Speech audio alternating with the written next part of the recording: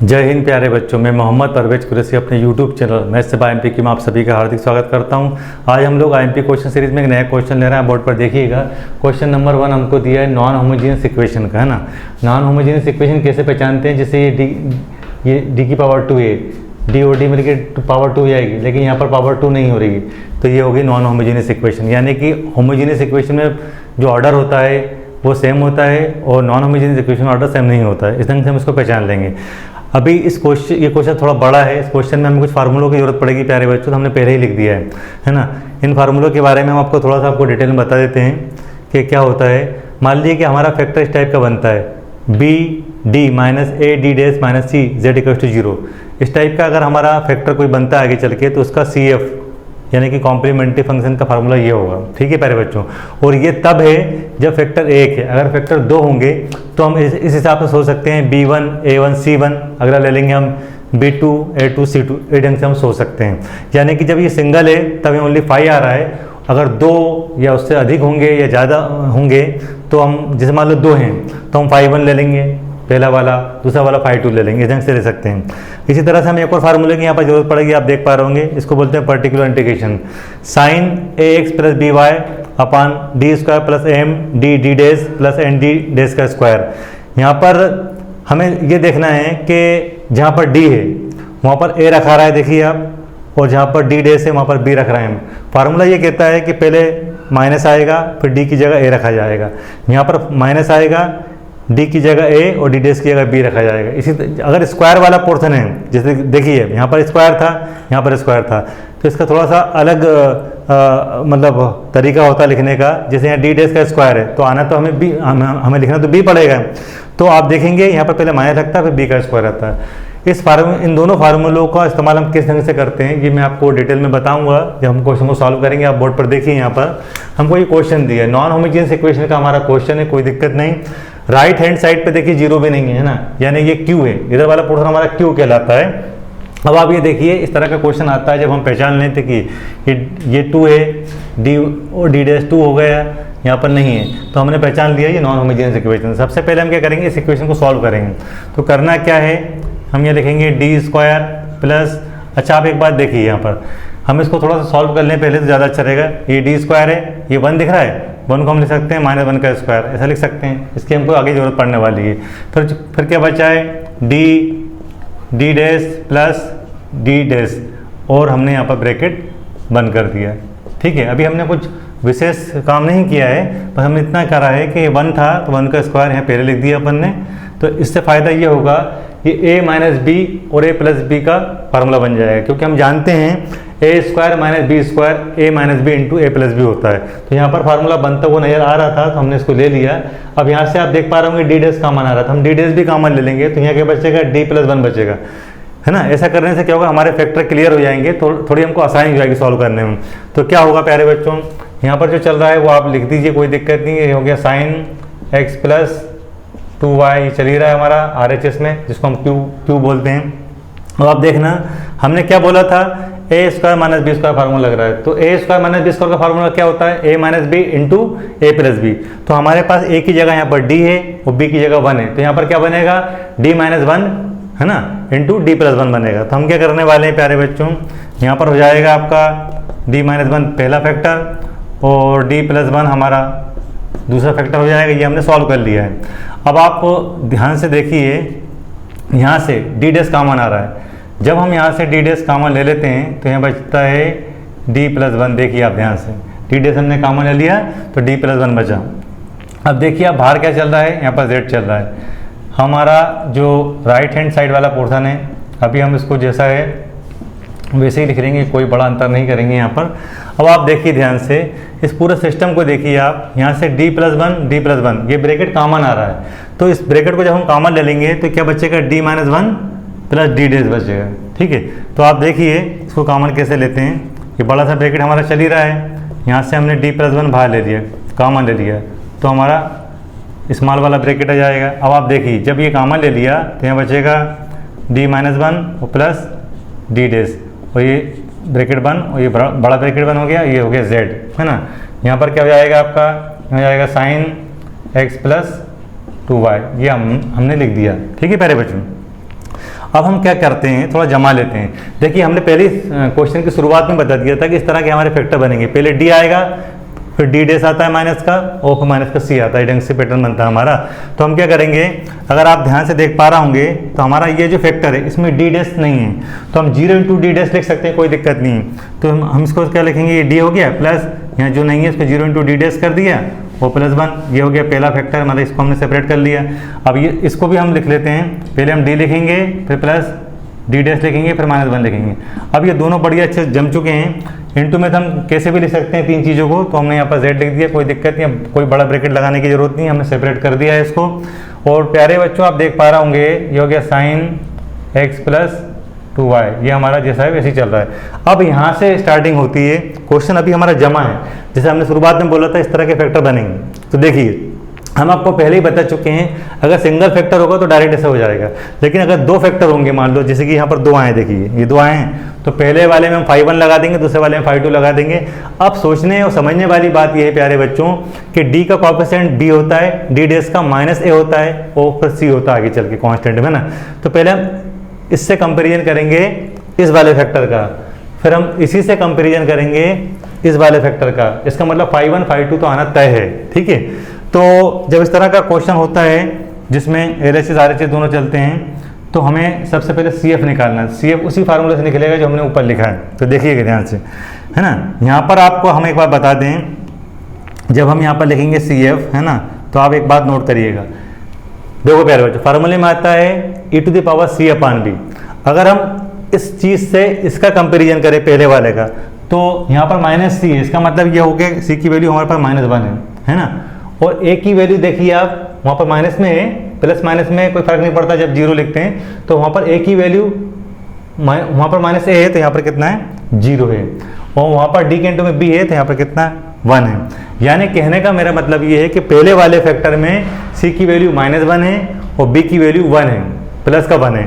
तो अब हम देखिए उस फार्मूले को लगाएंगे तो क्या हो जाएगा, e⁻, पहले आता c/b, तो हमारा जो c है यहाँ से हम कंपेयर करें तो -1 हो गया है ना, फिर अपान में b की वैल्यू 1 ही है, और इंटू में कितना आता है x आता है, देखिए x से लिखा है। अब चूंकि यहाँ पर दो फैक्टर है तो phi 1 phi 2 की हम मदद लेंगे, तो ये वाला पहला वाला हो जाएगा phi 1। अब देखिए अब आता है by, तो हमारा b तो प्लस की है यहाँ पर, तो कितना हो जाएगा, ये हो गया y, लेकिन हमारे पास a जो है यहाँ पर 0 है, तो कितना हो जाएगा 0 इंटू एक्स कर देंगे। ये तो पहला वाला हमारा कैलकुलेट हो चुका है, ये वाला पूरा, ये जो फैक्टर आप देख पा रहे हैं इसका सॉल्यूशन यानी कि CF ये हो गया। अब हमारे पास दूसरा वाला भी ये वाला है, इसका हम कंपेरिजन करते हैं, तो -c का इससे कंपेयर करेंगे तो मतलब c की वैल्यू 1 हो गई, यानी यहाँ पर c की वैल्यु पॉजिटिव है, और b की वैल्यू अगर हम बात करें तो अभी भी यहाँ पर 1 ही है।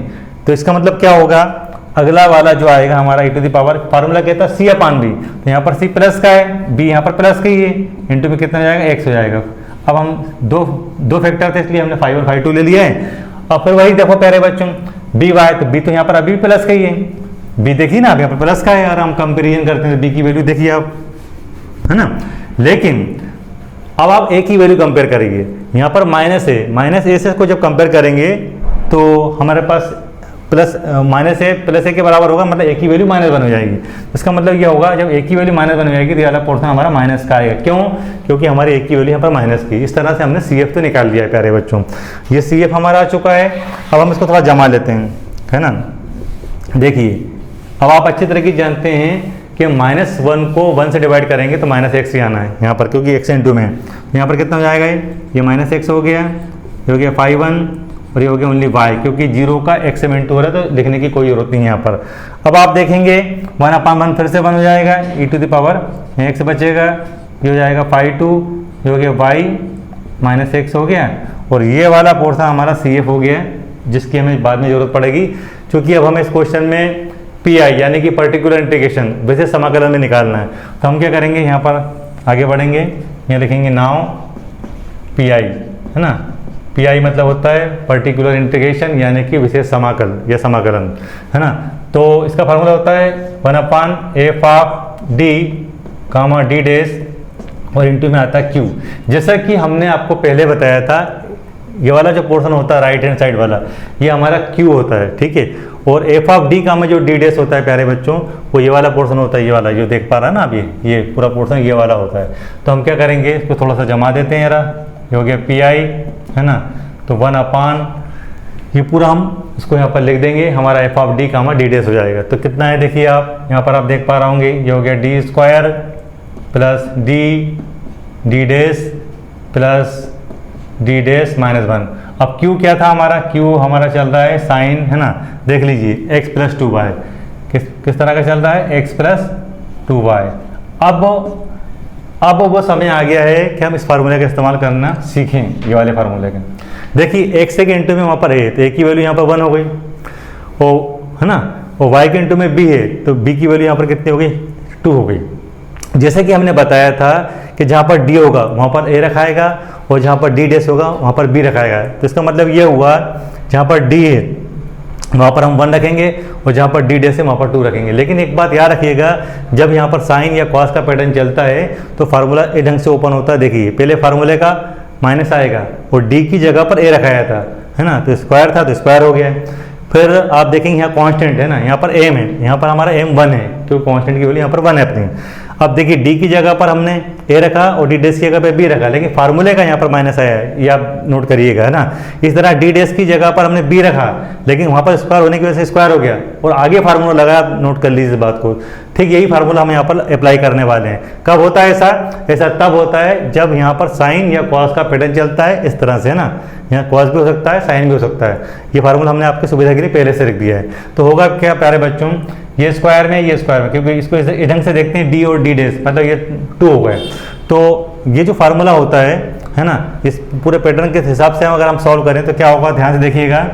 ये हो गया 1 और फार्मूले का पहले माइनस लगाया अपन ने, देखिए अब यहाँ पर पहले माइनस था ना। अब हमारे पास a की वैल्यू कितनी 1 है तो यहाँ पर हम 1 का स्क्वायर करेंगे, कितना करेंगे, यहाँ 1 का स्क्वायर, फिर प्लस किएगा, प्लस लगाया कोई दिक्कत नहीं है। अब यहाँ पर देखिए फार्मूले का माइनस आता है, यहाँ फार्मूले का माइनस आया था ना, लेकिन हमारे पास a की वैल्यू मतलब जो d की जगह पर हमें रखना है वो 1 है। फिर इंटू में कितना आएगा, यहाँ पर d डेस किया कितना आएगा, 2 आएगा, देख लीजिए हमने। ठीक है, क्योंकि हमारे पास b कितना है, 2 है।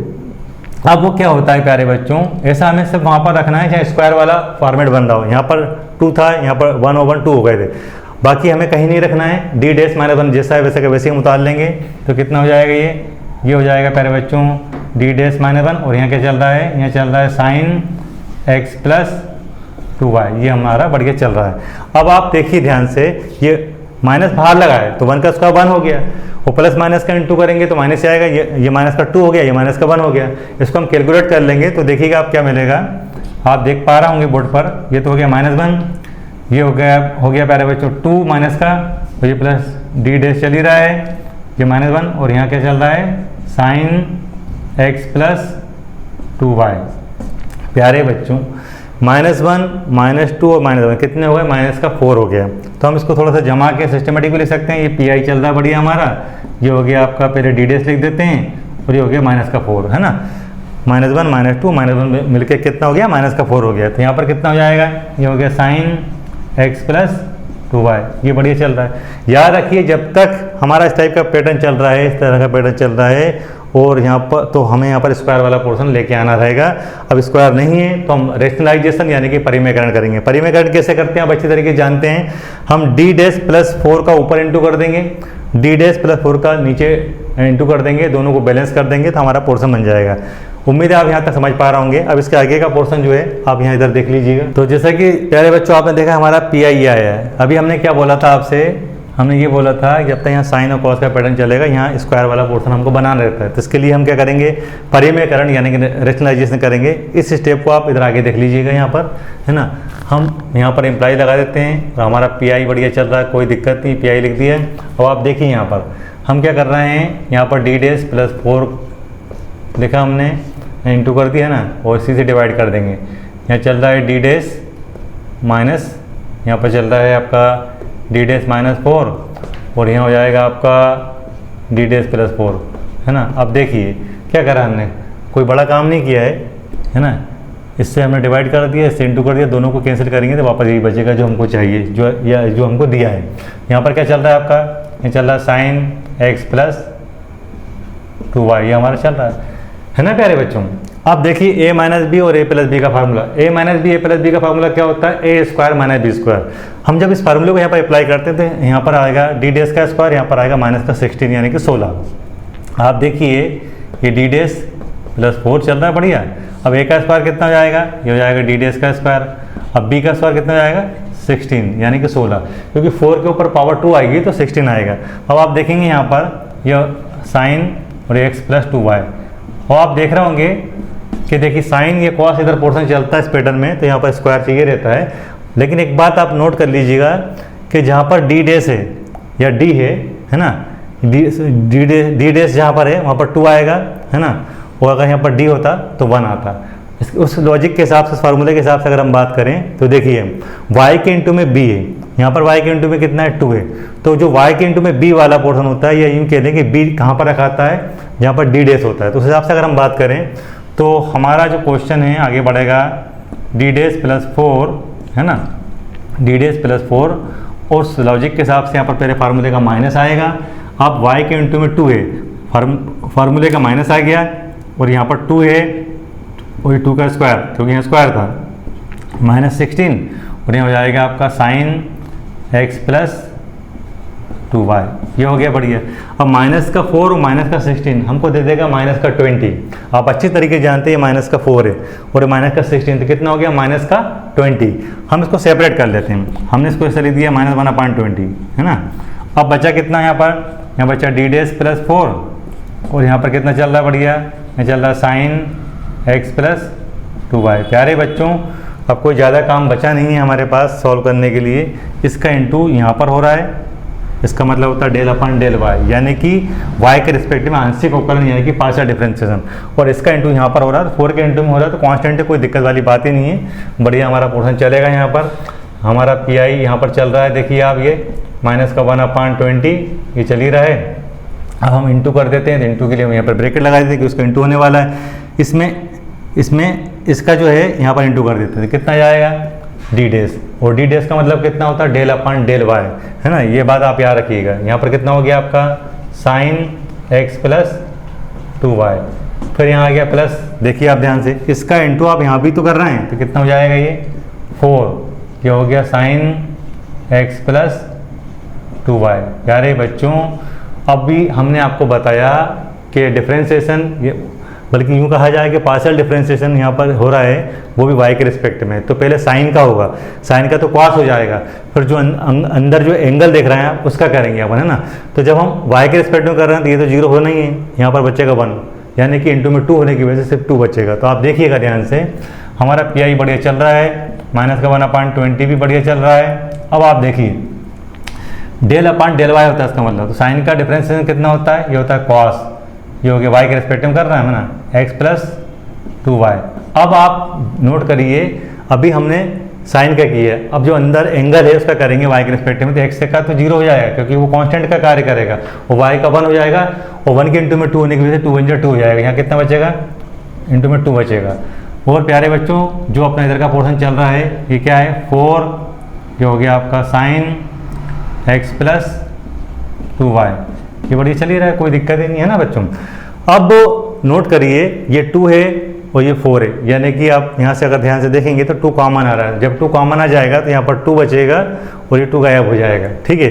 तो जब हम कॉमन ले रहे हैं तो ये जो है यहाँ 10 बचेगा, क्योंकि 2 है ना, 2 से हम 20 को डिवाइड कर देंगे, तो यहाँ कितना बचा, ये हो जाएगा आपका कॉस x प्लस 2y, है ना, और यहाँ चल रहा है, यहाँ बचेगा 2, क्योंकि 2 2 4 हो जाएगा, 2 हम कॉमन ले ही चुके हैं, तो यहाँ पर कितना हो जाएगा साइन x प्लस 2y। प्यारे बच्चों, ये हमारा पी आई आ गया, जो हमारा फाइनल आंसर होता है वो सी एफ और पी आई को ऐड करके निकाला जाता है। तो उम्मीद है आप यहाँ तक समझ पा रहे होंगे। अब हम आगे की स्टेप देखने के लिए क्या करते हैं, हम बोर्ड को रफ कर लेते हैं और फिर यहाँ पर सॉल्व करते हैं, ठीक है प्यारे बच्चों। तो देखा आपने प्यारे बच्चों, हमारे पास पी आई भी आ चुका है, देखिए ये पूरा पी आई सॉल्व हो चुका है, और हमारे पास सी एफ तो आ ही चुका था। अब आंसर लिखने का जो तरीका होता है, हम यहाँ पर लिख देंगे हैंस या देयरफॉर करके, हम जो भी लिखना चाहें। जेड की जो वैल्यू आती है वो आती है सी एफ और प्लस पी आई, ऐसे कर आती है। कुछ नहीं करना, ये सी एफ लिख देंगे, यहाँ से पी आई लिख देंगे, हमारा आंसर आ जाएगा।